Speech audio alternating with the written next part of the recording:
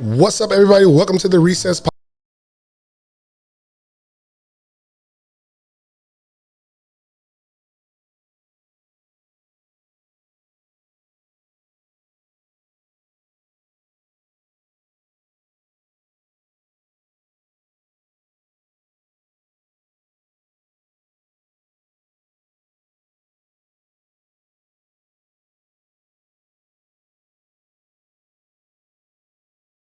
To the Recess Podcast. I am one of the hosts, the coach, Sam Williams, and to my left, we have the voice, Booker Hatcher. What's happening? And we have a very, very special guest all the way from the NY that came to the Windy City on the windy day. Lee Johnson, welcome to the show. Thank you. I'm happy to be here. Glad to have you. So, first things first, you came here based off of some things that, you saw on our episode of The Recess. And first of all, we just want to know a little bit about you and how you got into becoming a sports agent. Well, that is pretty much a 13-year journey that people don't I think we got time. that people don't recognize. So when I was 18, I started having back spasms. Okay. And my mom played ball, lefty, my dad football, track, so I come from a family that loves sports. Not necessarily baseball, but we love sports. So essentially, once I was finally diagnosed and able to go back to law school, I was like, let me try to rep a client. Let me just try to give back, because one of the biggest things that I see, especially as a Black female, is the lack of representation specifically for Black men. Or kind of a lot of people even to this day will DM me or just, send me a message or email and kind of just ask me, can you look over this? Can you look over that? Can you just tell me if I'm not getting a good deal? And I can't tell you if you're getting a good deal or not, because you're not my client. But I can suggest you have someone else look at it to kind of just, let them know. But, having health issues has kind of given me the superpower. Okay. Where I don't care. If I think of it, if I think it's possible, the worst someone can say is no. Absolutely. So Miss Johnson, you went to law school and you're from New York. Give us a brief background on the school that you went to. What part of New York you come from, and your upbringing that made you want to go into law, and that gave you the superpower that you have right now. So going into law is actually a very funny story. I was that kid throughout my entire life up until high school who talks too much on her report card. My daughter has that right now. It gets better. Okay. So, essentially, my dad is a retired NYPD officer, so he had a scare straight moment. Okay. Well, he thought he had that. He took me to the Bronx County Courthouse one night. Criminal court, he thought me seeing someone going to jail, I guess, would kind of fire on you. Yeah, I didn't even pay attention to the person. I was looking at the lawyer the entire That's what time. I meant. Oh yeah. Yeah, that's what I meant. You saw what was around you. Yeah. I want to do that. Got you. All right. Yeah, it was just being able to be the voice of someone just made me be like, that's what I wanted. And that was, I want to say, 6th or 7th grade. Wow. And I kind of stayed with that. So me going to high school, I went to Pace High School. Okay. A lot of people still don't know this, but my junior and senior year, I took college courses at the university. Okay. And it would be after I would have a basketball game and then have to run to the university. So what school did you go to? Where's Pace located at in New York? The high school is at 100 Hester Street. Okay. Yeah, it's like Chinatown. A lot of people don't know it, but I want to say I put them on the map when it comes to basketball. But... So you got some games. So you got some cheating. My mom is a lefty, so I shoot with my left, but I'm a righty. Okay. You know what city you in talking about basketball? Yeah. Yeah, it's a basketball Okay. city. I'm looking at Chrissy back there. I don't know. Yeah.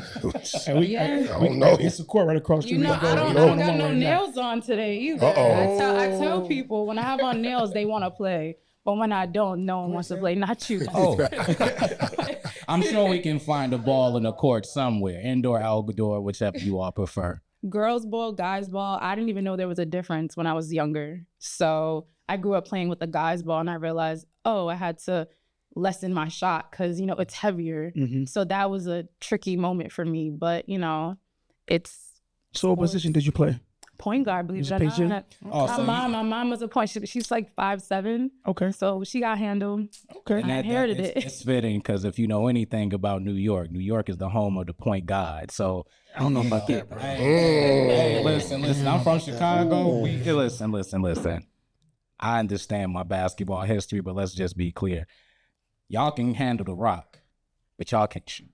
I'm not in this y'all part of the Then when I say y'all, no, I'm just kidding. No, but seriously though, no, that's dope. You know, so I'm sorry, I didn't mean to cut you off. I just felt like giving New York its props as far as point guards, and you being one, you fall into that. You know, you fall in line with that. So kudos to you for that. So what part of New York you from? What borough you from? Oh, Harlem. Okay. All right.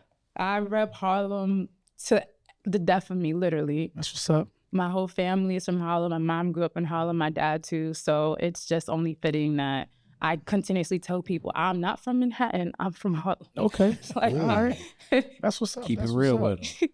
So you being from Harlem, comes from a rich tradition of basketball. Like you said, your mom plays sports, your dad plays sports. You go into the courtroom and seeing that, lit a fuel under you. Were you able to play? You say you got diagnosed with a back injury. So when you weren't able to continue your college basketball career, what was the train of thought that went through that process? And you obviously did a hell of a job by transitioning from the basketball court to the courtroom. So I just want to give you a kudos to that. But your mind frame, when you got that diagnosis, what went through your mind, and how did you respond to it? So the crazy thing about it is I didn't get it until after college. So my birthday is in June. I'm a Gemini. Shout out to the Gemini. So essentially, I was just having back spasms, and it started off maybe once every few months, my freshman year. Then it gradually got worse where it's a sense of you just falling and feeling paralyzed, but you're awake and kind of, you know what's happening, you just can't move.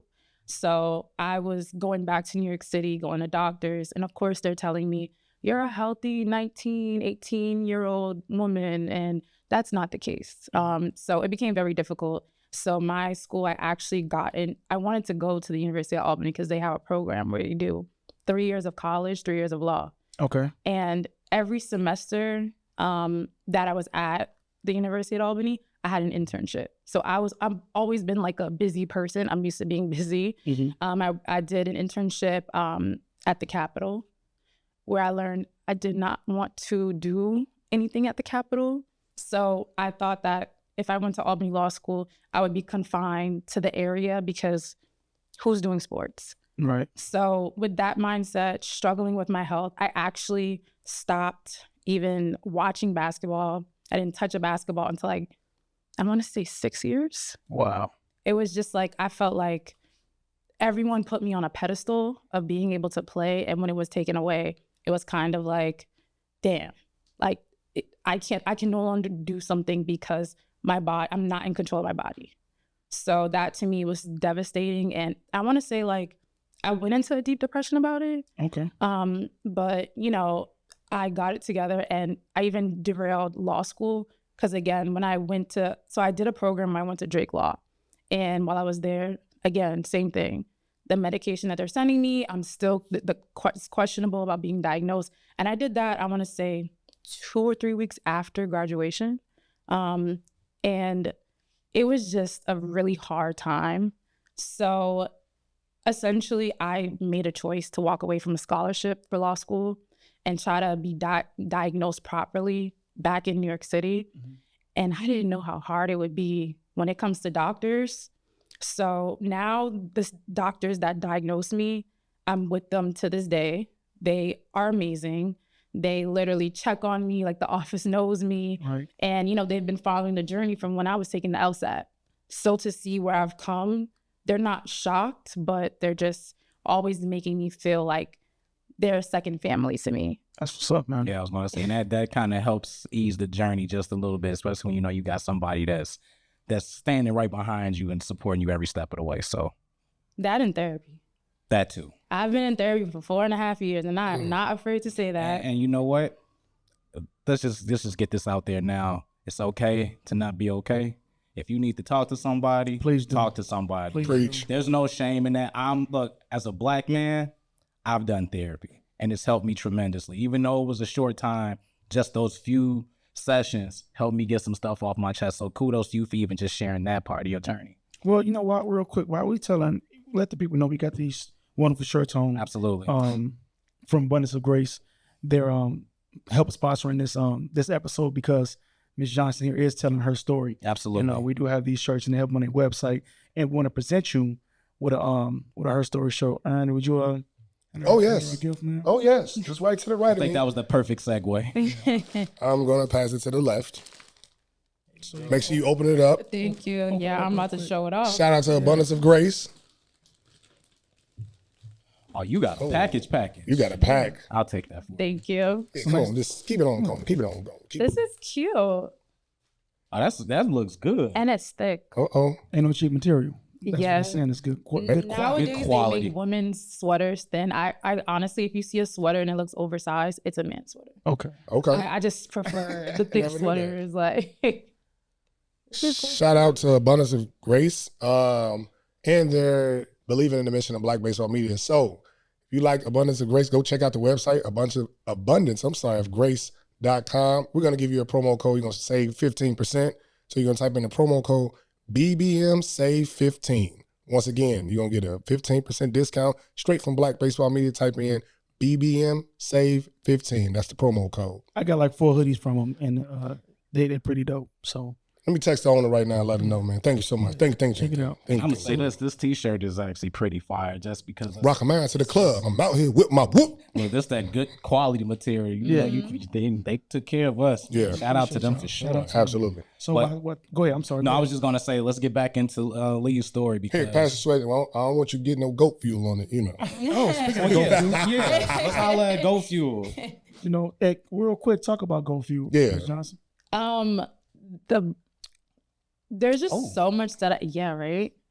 It's an amazing brand regardless. I think that the idea of them not only seeing my client and following his journey and wanting to support him in baseball, which is obviously their crossover from football, but being able to support me as a Black female CEO and Say it again for the people in the back. Say it again for the people in the back. Noise. I am a Black female CEO, but it's their idea of family. They've really embraced me, and I am very visual. So when I send emails, you kind of feel my emails. I kind of describe it in a way where even when I tell them about my next idea for them, I'm like visual one, and like let's say it's like TSA. I'm like, I'm gonna walk through TSA, have it go through. Like, I want you to feel it because once again, you don't know if you're gonna get that opportunity. Exactly. But when you send that email, if that is the only time they are gonna read it, let them see who you are and what you can do. So kids, if you hear that at home, when you send the emails to CEOs and things of that nature, make sure you send the email that they can feel it, so visualize it, and then put it into writing. Yeah, Can we give get them a review? Can I taste the goat fuel? Let's do a little review. You in Chicago? Look, Uh-oh. hey brother. We got to do a little pause and a little intermission. I got to see what's going on with the goat fuel. Well, I like mine. I have the mango passion fruit. And shout out to our vegan folks out there. This is definitely vegan friendly. I was looking at the contents while you were reading it. So you want to talk about some of the other contents with the goat fuel? You know what I love about Gold Fuel the most? And I had it this morning before I got on my flight because I did not sleep.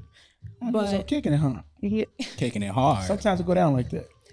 well, Friday Eve is always a good time to party. You know what I'm saying? no, it is. But it's just like there are other energy drinks that you'll feel. The jitters. Yeah, and I don't like that. Or like, to be honest, they'll upset your stomach. Like, it does none of that. And I've personally provided people with Gold Fuel to try it. Like, I'll give like my friends, I'm like, can you try this? Because maybe my taste isn't your taste. And like, I work out every day. So I'm just like, maybe it's just because I work out. Right. So to have like reviews from family for them to say, hey, this is good. And now they're just like, can I have Gold Fuel? And I'm like, you got to wait till the next shipment. I like the fact that it's 0 sugar. So Here we go again. they always get mad at me because I be in when we go eat and we out because I don't eat pork or red meat, and they go with that stuff right there. Man, let me get a Coke Zero, please, or something zero. But They still make that? Yeah, it's better too. I thought they. But we're not gonna give them no. We don't give them no props. You're right. But But yeah, Go Fuel is pretty dope. Yes, it is. I'm looking at you. So you have no high fructose corn syrup, which is huge. It's non-GMO, vegan. Well, like I got a lot of vegan homies out here that are health conscious and care about, they still get into the energy drink. So shout out to all of the good folks at Go Fuel. Lock in, grab some of this because this is really good. I'm trying not to wolf it down on the show, but it's pretty good. So Lee, do you have a promo code for your agency? I don't have one right now, but we are in the process of doing that. Hey, Go Fuel. I think you need to make a Lee Johnson's promo code right now. This is the guru, and she's all the way in Chicago. So Go Fuel is now in Chicago because we got the people watching, and it's some good stuff. I'm about to officially try to give my review, the guru review. This Chicago, we like house music, so I need something to keep me on the dance floor for the house picnic. Put your feet in the water, huh? No, this is clean. It's not sugary at all. I got the candy flavored also. I know that sounds cliche. But no, this is really good. Thank you so much. Yeah, absolutely. So where can we find Go Fuel at? We all the way in Chicago on the south side, 35th Street. Down the street from Socks. Oh God, let's not talk about the Socks. Yeah, they're going through a lot right Mess the now. whole episode up, man. Right. Where can we find this at? They're at some GNCs, Okay. and also on their website. Okay. And I'm about to go get me some right now. You really should. When I tell you, it's an amazing drink. Book, slap the company card in. I'm about to get about 2 packs. Not the company card. They have a new watermelon flavor that they just dropped. Okay. I'm waiting to try that one. So, fingers crossed, I'm assuming it's going to be just as good as this. I mean, well, these ain't. He's pretty good right now, so I guess the Waterman. You can't mess Waterman up though. Yeah, you can. It's tough. Yeah. It's tough. Yeah, you can. But they're not going to. Yeah. But enough about the Goat Fuel. Let's get back into you for a moment though. So I'm just curious. We've heard about your journey, but let's talk about that very first client, how that got started. Rashad Monroe. Okay, Rashad Monroe. Got a name. Yes, he is in California. When I tell you, I literally I appreciate him for reaching out to me. I'm not trying to sound cocky. I've never really had to reach out to a client. Every client that I've had has essentially found me through the power of social media. And that's what I mean by with my agency, I'm my own marketing. So I utilize, it's very taxing when you have to do it for yourself and then you also have to do it for your clients. But again, go through this all happened because I was able to market myself and my clients. So, We making bats in the background. Don't worry about that. We got a bat baseball. Don't worry about that, viewers. Keep going, man. We might have a Lee Johnson female bat coming out. You never know. 2025.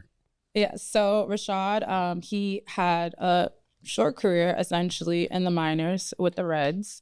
So that, I remember it was yesterday. The deal was being negotiated prior to Thanksgiving. Because then I actually went to a conference. It's called BISLA, which I tell people to go to all the time. What is that about? Break it down. Ooh, the Black Entertainment Sports Law Association. See? That we are going to Cabo in November. Right. We went to DR last year. And the first time I went, we went to Cancun. I was a volunteer. Okay. When I tell you, it's a collective of Black excellence. And what is this again? The BISLA. Okay, let me see. Let me do some research. Oh, yeah, go to their website. I'm going to it right now. I'm shouting y'all out because when I tell you, there are so many people. Say it again. There, BISLA. BELSA. Huh? Wait, you got me messing up right now. That's okay. BELSA, yeah. BISLA, conference. That's why I'm a baseball coach. No, I messed up. BESLA. I got it. 44th conference. Yeah, Last year, Megan Good was honored. Okay. And, that was a surreal moment because you see her lawyer in the room, you know who her lawyer is, and you're just able to just relax. Not only relax, everyone has their laptops and we're all working, but we're all enjoying each other's company. And when I tell you, like, it just feels like you can accomplish so much more by seeing people who are like-minded or seeing people where you want to essentially be at your status. So I owe them a lot for that, just because starting out as a volunteer, you know, I was in law school when I did it. Okay. Shout out to Albany Law School, because the way I was not there, I use my absences though. I love saying that because I definitely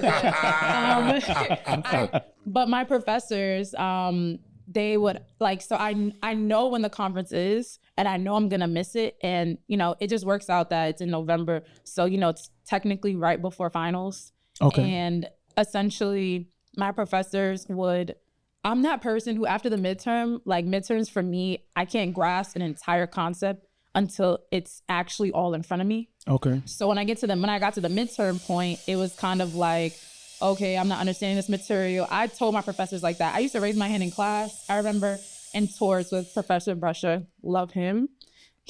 I raised my hand and I said, it was civil procedure, my 1L year. I said, yeah, I don't get this. And he said, wait, how many people don't get it? Entire class raised their hand. Sheesh, and then they turned around. Like no, I became the go-to token to be like, yo, do you get it? I'm like, we don't get it. Like, we just don't get it. Because I tell people, figure out what type of learner you are. I'm a visual learner, hence why when I write emails, I make sure you see what I see, because regardless of what type of learner you are, you can always imagine by reading it. That's what's up. So, you know, it's Albany Law, I just was able to do so much. And again, it goes back to I didn't think I was going to be able to do something, but Professor Brusher said to me, so I was going to transfer after my first year. What? Yeah, I was. I'm not going to shout out the law school. Okay. But it's in New York City. Okay. Shit from New York City, boss. So, no, he said, do you want to be one of one or one of many? And I have that email and I said, you got me. I got to use that one. No, I mean, you can use it. Here, we should be like one a minute. Depending on the situation, it depends on the situation. Yeah. That's true. Yeah. But that's how her story. That. She's telling her story. Yeah. That's a very good story to tell. I got a quick question. Mm-hmm. And this is going to kind of be on the baseball end, right? Okay. Because what I'm noticing now with the NIL deals coming down the pipeline for high school and collegiate students, right? Student athletes, I'm sorry. And also with the Major League Baseball draft getting cut to 20 rounds, right? Yeah.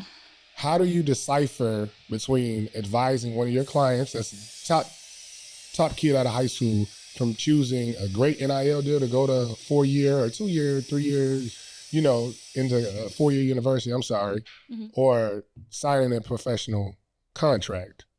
When you say professional contract, you don't mean those other leagues. You mean specifically MLB? Specifically Major League Baseball. Yep. That's tricky because it depends on the brand. Okay. I think Angel Reese, especially when it comes to Reebok, I saw that as longevity. Okay. So if it's something that, you know, is just going to put a quick dollar in your pocket, I kind of tell people, like, just trust the process. And that kind of goes with, when it comes to me, I do 3 things. I meet with the client first to get kind of like an understanding of what is it that you want, and just don't hold back. Tell me, like, from your wildest dreams to what you would be okay with, you know, living a good life, to kind of understand. Then I get on FaceTime with them, because sometimes it's over the phone, and, you know, I mean, everyone got an iPhone nowadays. Right. But then the third one is I meet with the family. Okay. So you have to gauge what not only the client wants, depending on their age, but also what their family would want. So all of that, again, depends on the person. One of my clients right now, Luis Garcia, he will be at Metro Scout Day. Okay. Where is Metro Scout Day, for those who don't know? It's at St. John's. St. John's where? In New York City. Oh, Queens, New York. That will be October 3rd. He is there. He is, again, one of those faces where he wants to play professionally. However, I still want to for his family's sake. And that's one thing that I'm not backing down on is protect his education. Yep. Love it. Yeah. That, for me, I want to be able to be like, hey, in the event this does not work out, the offers that you receive, the education, all of those are factors when you sign contracts. Yep. And also financial literacy. Yeah. Every single person who's on an MLB roster is entitled to financial literacy. It's quite literally in the CBA. What is the CBA for those who don't know? The collective bargaining agreement. So I utilize that because, for me, and this comes again from my dad, I guess his militant background. He uses Shout out to you, Pops. Right, for sure. Shout out to 12. No, he does not 12. NYPD I specifically. caught it back a little slow, but I did catch it. I'm just joking, man. Shout out Thank to you for Pops, your man. bravery, your courage. Yes, sir. Lord knows I'm not getting out there fighting now. One piece of crap. Appreciate Lord. I love you. But continue. I'm sorry. So he does not play when it comes to money. Like Okay. that man, he's that type. If he sends me to the store, He want that with change $20, back. yeah. You want Down to the $14.63 back with the receipt. We just Spoken like a had true an argument dad. about that the other day because I played his lotto when I was in Oregon recently for $20, and I borrowed $12 from him, and he was like, "Where's my $12?" And I was like, "Actually, you owe me money." So but that didn't work. And it worked. He Had to wanted give to him Because the then money. because then it's like I've done this for you. You spent this on the card. I'm like, all right, you got it. Shout But- out to parents, man. Let us keep the goddamn change. the goddamn change. Jeez Louise. Aaron, you gonna be there soon, brother. Man, I'm not going down. So Lee, I have another question. Mhm.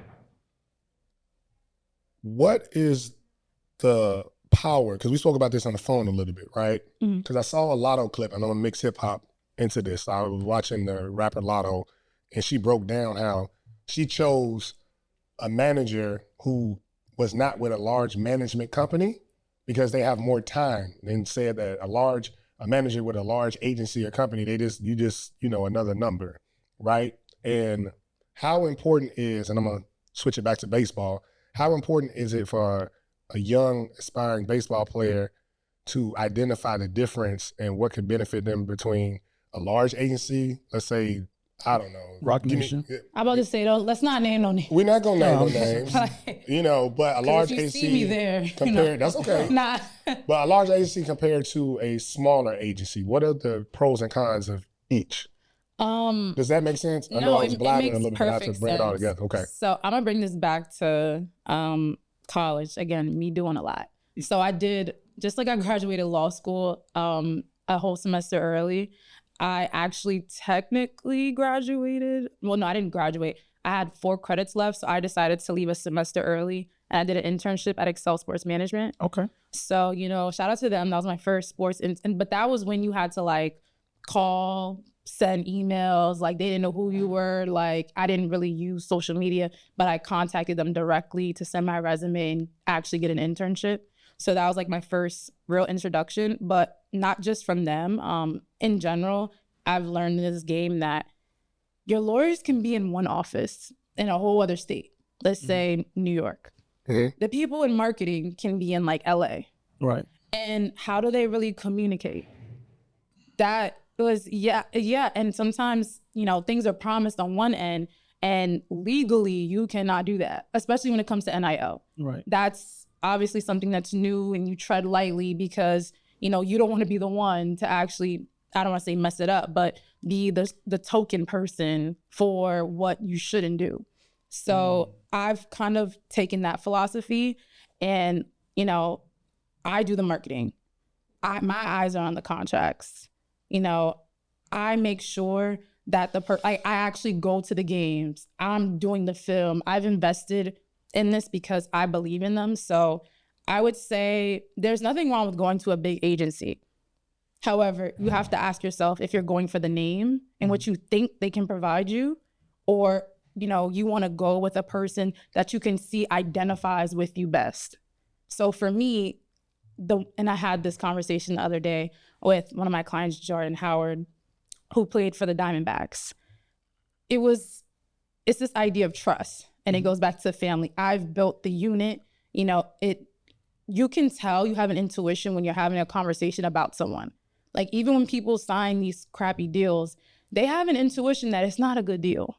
But because they have this fear that I'm never going to get a deal like this again, or, you know, they're pressured, or they don't kind of follow what they actually feel. They're going off of fear.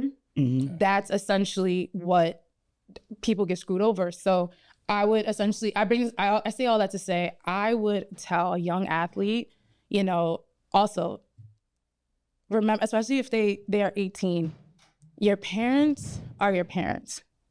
However, you're the one who has to live with the future that you're trying to create. Yep, that's real.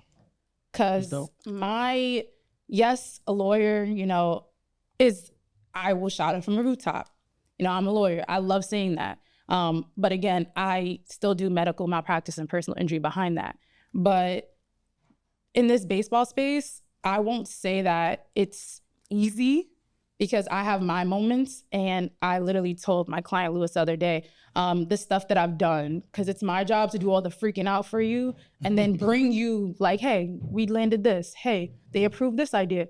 And it's like when he asked like, hey, how did this kind of get done? He's like, oh, I didn't know you were going through that. I'm like, it's not your job to know that. So, you know, I kind of say, again, all this to say that when it comes to family, make the decision that's right for you. Mm-hmm.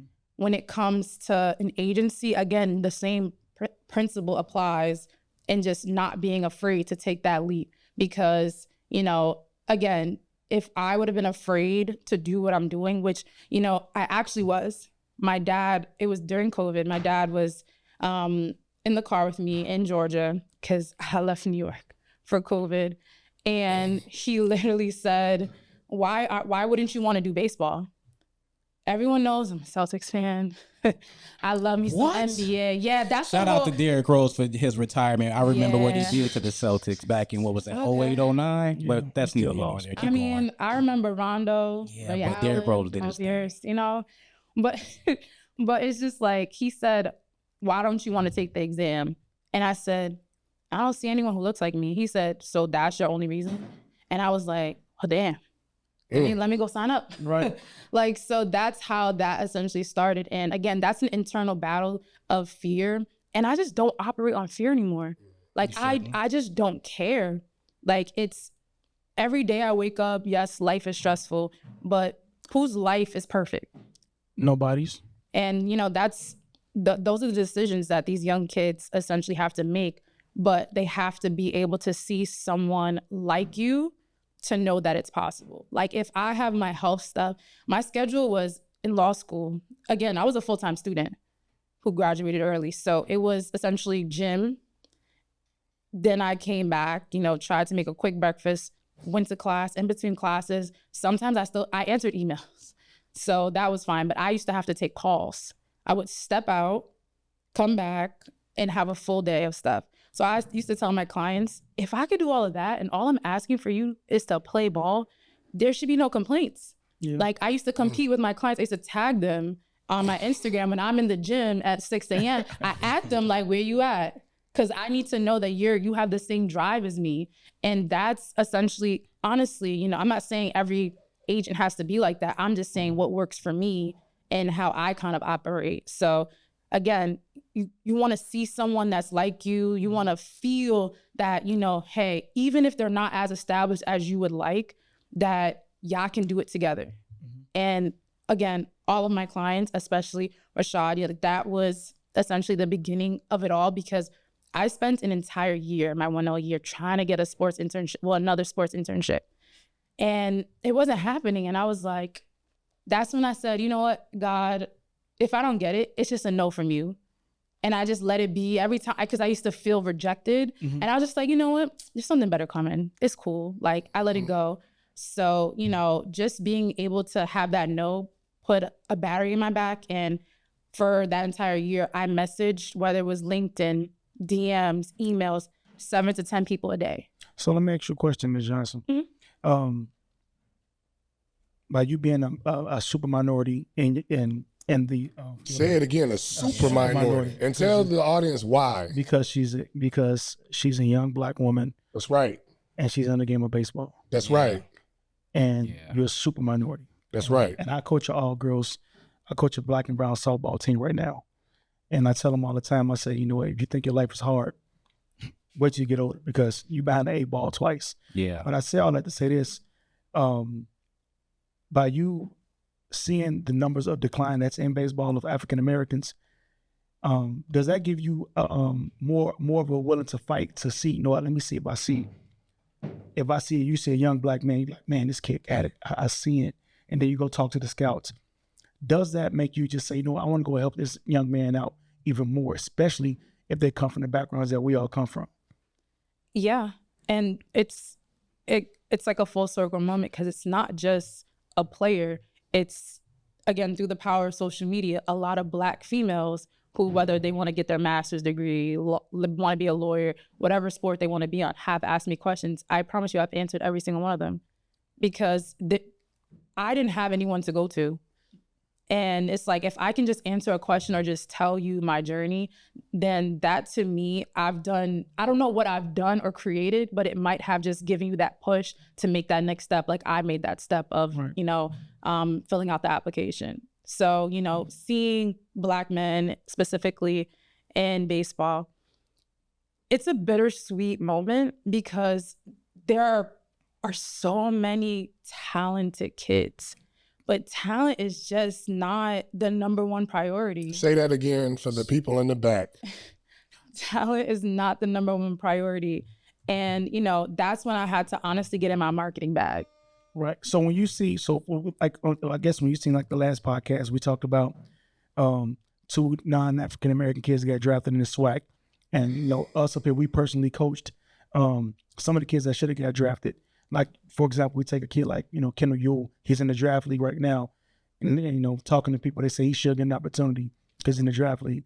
But when you see a kid like that's leading the all-time home run leader at USC, 4th season, breaking Curtis Granderson records and doing all the things that he had to do, and he don't get drafted, does that say, damn, man, like these kids don't have it? Like, what are they missing?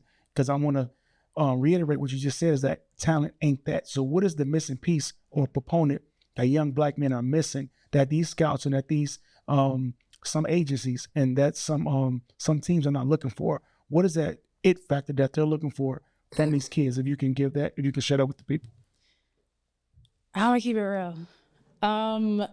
It definitely depends, but it's the relationships. It's very easy for, and this happens a lot, not just on the MLB organization level, but just professional baseball as a whole, where it's kids who, everyone deserves, whatever opportunity you get is your opportunity. Mm-hmm. So I'm not going to take that away from them. But you can be the cousin, grandson of someone that so-and-so knows in that league and get more of an opportunity than someone who is, batting and doing amazing. So nepotism. It sounds like a little nepotism or grandfathering in. Or it can be just the relationships that you build.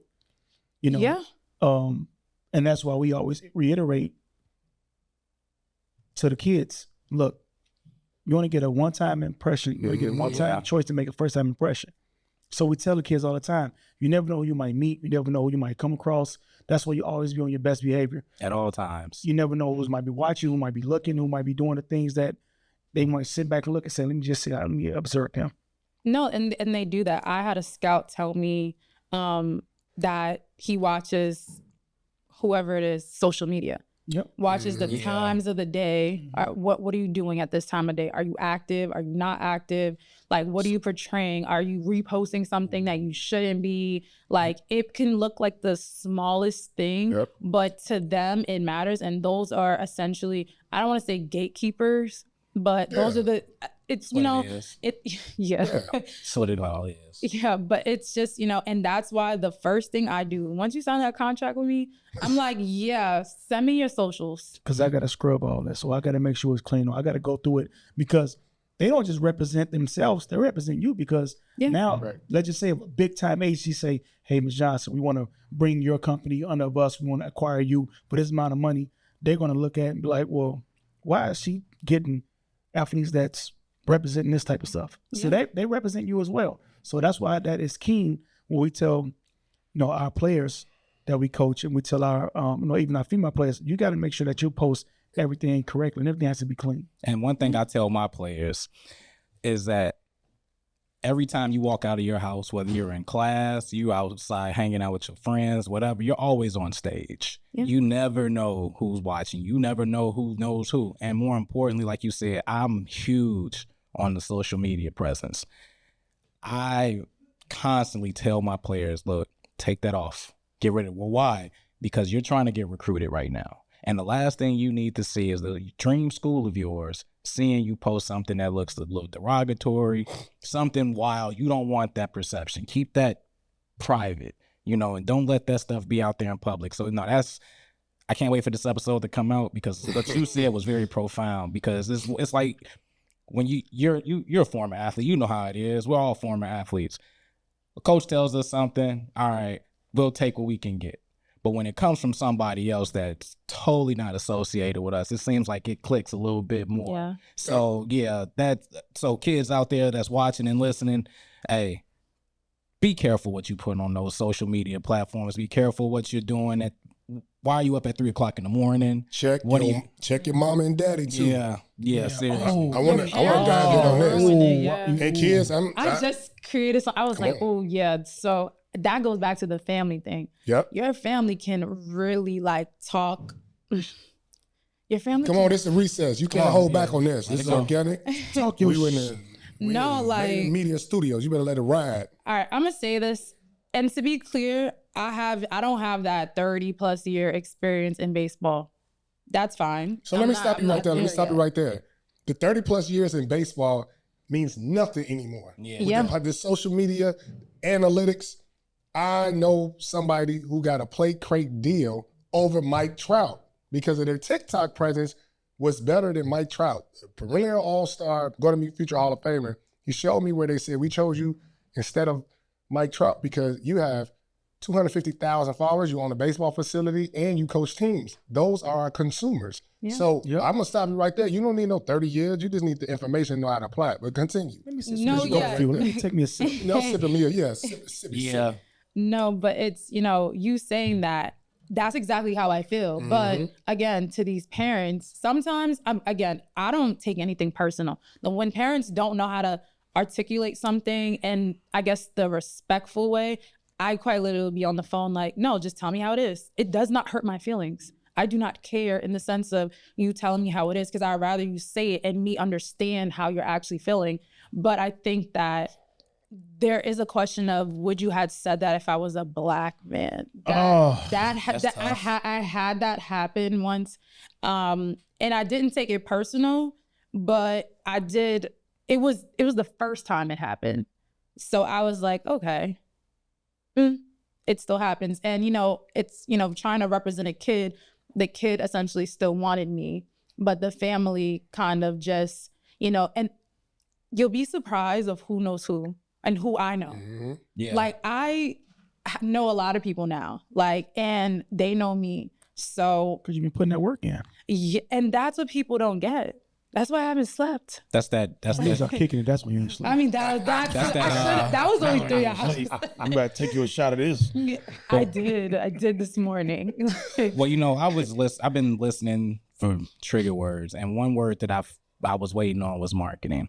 And one thing that we are huge proponents of is getting the Black baseball player back out. And essentially what got your attention was us talking about the marketing aspect of the Black baseball player. So since you're in studio. From the TikTok video. I showed that to my mom. I was like, Mom, look, somebody actually looking at us and made some comments and all type of stuff. But I was really excited about that moment. But so thank you for that. And I'm sure Black baseball media, we greatly appreciate you even taking the time out to even give your honest commentary on it. So now that you're here, let's get to it. What is the plight of Black baseball players in marketing? Like we mentioned in our previous show, it's not like the 90s where you had Nike commercials where you saw Ken Griffey Jr., Deion Sanders. You saw those type of players representing their respective sports, Michael Jordan, Penny Hardaway, those players. what is it about now, outside of the social media, that we can't get a black face representing these big brands that essentially sell to the next generation of black baseball players? Well, the question you have to ask yourself is, depending on who it is, can they sell? Because people can create, it's kind of like the music industry where, you know, a song might blow up like on TikTok and you'll have millions and millions of hits, but they cannot sell an album. Okay. So That's now though. There's some trash rappers out here. But I ain't speaking on that. You missing the context. She is dropping jewels. She is. I'm believe me. But I understand what you're saying too, Bill. So trust me, I'm with you. So that's why I kind of like, I mean, I'm not going to give away all my, actually, it doesn't matter if I give away my tricks because you can't do what I do. They ain't true. So You one of one. One. You one of one. Like us. They not like us. Yeah. Oh. So essentially, we're going to use Gold Fuel. Again, it's a brand where, you know, the idea was football and the gym. And I saw, obviously, there's something that's lacking in baseball. And even I'm gonna shout out this amazing wine. It's called Mom Juice, created by 2 moms. I'm about to look this up. Yeah, Mom Juice. I've had the rosé and the red blend. Amazing. Ma. But the idea is the way that my mind works is I overthink. And granted, in law, that's amazing. But in marketing, equally amazing, because if you give me something, I can figure out a way to market it to moms, to any race, to, you know, any sport. I will figure out a way and I can figure out a way to encompass it all. So I think that's where it's kind of lacking, because when it comes to marketing, people are only looking at it like, okay, I just need people to make this video. They're only looking at it from that aspect, but they're not looking at it like as a whole, like, okay, once you get that, how are you going to get them to buy it? Exactly. Oof. And for me, the way that I'm doing it is, again, marketing myself. Okay, you got to hold your hat up. If you're going to say I'm marketing myself right now. You know, Speak on it. And that's another thing. LeeJohnson.com. And that's another thing. Please own your stuff.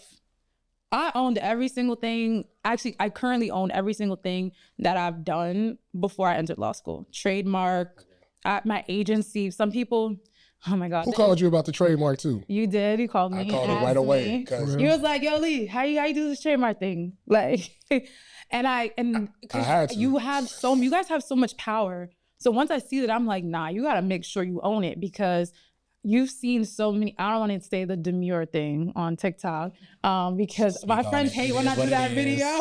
This is what it is. But you see how someone can be. We do not own the rights something. to demure. We do not own the rights to demure. We don't at all. But it's a situation like that where it's like some people wait until they're already at a level to then say, oh, maybe I should own it because now I'm successful. And my mind was, nah, I'm gonna be successful, so let me own it from now. So that is kind of the switching of the mindset that people have to start doing. And that goes into marketing. And that's truly believing yourself. You can't just believe in it. Like for me, I don't just believe in myself as a sports agent. I don't just believe in myself as a lawyer. I believe in myself individually and who I am, my clients, what I can do, and who I can become. So it's people having that type of, and that goes with your purpose. Yes. Yeah. I don't know where my life will be in the next 5 years, 2 years, but I do know my purpose is beyond what I can think, because if you would have told me I would have even been in Chicago today with you guys, I probably would have been like, I don't think so. But there's so many doors and opportunities that are opening that I'm just like, oh, these people are calling me. Yeah. That's right. Like, I've done my reaching out. Now it's the opposite. And I'm a bask in that moment. And you should. You should. And with that being said, you know, we want to just thank you once again for just coming and sharing your story. Yeah. Sharing her story and everything that you accomplish as being a young Black woman in this game. You know, we here at Black Baseball Media, we appreciate you. And anything we can do to support you, empower you, and forward, we're definitely going to do. Can you send your social media out there? Well, before you do that, do you stuff? have a parting shot, any words of wisdom, anything like that that you would like to just put out there into the universe before we wrap this up? I think I want to speak directly to, kids who have this passion. Yes, it gets frustrating. Everything just gets frustrating. But I think that you walking into your purpose and understanding the difference between you settling and you saying yes to something in that same instance, but saying no because you believe that that yes isn't powerful as that no. That to me is what essentially allows you to stay true and not forgetting. Some people forget that dream that they had, like, and dreams change, but sometimes, like, you know, I thought I was gonna finish, you know, play D1, didn't happen, but I became a sports agent. So there's a parallel to it, but God just said, let me just switch it up a little bit for you. Let me show you how better it can get. Because I could have played all 4 years and I could have been successful. That could have been the end of that. But God gave me a career. That's what's up, man. There it is. So just, you know, believe in yourself. Spoken well from a young Black queen out here doing her thing.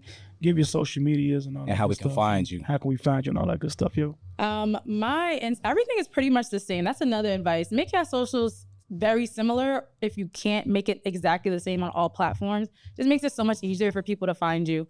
But my Instagram is _Lee V as in Victoria Johnson. From there, I have my TikTok, which is _Lee V Johnson.